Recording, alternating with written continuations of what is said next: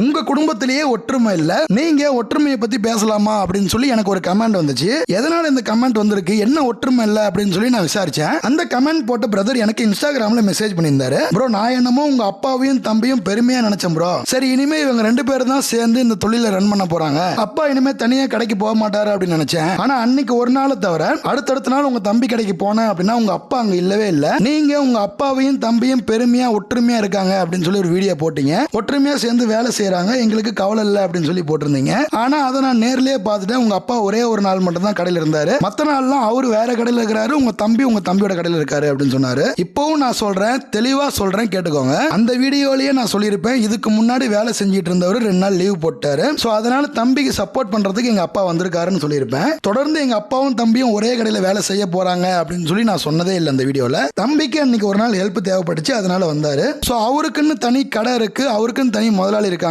மற்றபடி இதுல ஒற்றுமை இல்லாமலாம் இல்லைங்க. எங்க அப்பாவும் தம்பியும் ஒற்றுமையா இல்லாம இருந்திருந்தா என் தம்பியோட கடைக்கு குழம்பு டெய்லி அவர் தான் ரெடி பண்ணி கொடுக்குறாரு. சோ அதுல ஒற்றுமை இல்லைன்னா பிரச்சனை வந்திருக்கும். நம்ம வீடியோவை பல பேர் பல டைம்ல பல டைரக்ஷன்ல பாக்குறதுனால தான் அவங்களுக்கு வெவ்வேறு தாட் தோணுது. சோ அதனால தான் நான் இந்த ஒரு எக்ஸ்பிளனேஷன் வீடியோவா போட்டேன். மொபைல்ல எடுத்த போட்டோவை போட்டோ ஃப்ரேமா பண்ணா கிளாரிட்டியா இருக்குமா அப்படின்னு சொல்லி என்கிட்ட நிறைய பேர் கேட்டீங்க. நீங்க எங்களுக்கு மொபைல்ல எடுத்த போட்டோவை அனுப்பிட்டீங்கன்னா போதும், அதை நாங்க கிளாரிட்டி பண்ணி ஹெச்டி ஃபார்மேட்டா கன்வெர்ட் பண்ணி அதுக்கப்புறம் தான் பிரிண்ட் போட்டு ஃப்ரேமா ரெடி பண்ணுவோம். சோ உங்களுக்கும் உங்க குழந்தைங்க போட்டோ இல்ல உங்க ஃபேமிலி போட்டோ இதே மாதிரி போட்டோ ஃப்ரேம் பண்ணணும் அப்படின்னா இந்த வாட்ஸ்அப் நம்பருக்கு மெசேஜ் பண்ணுங்க.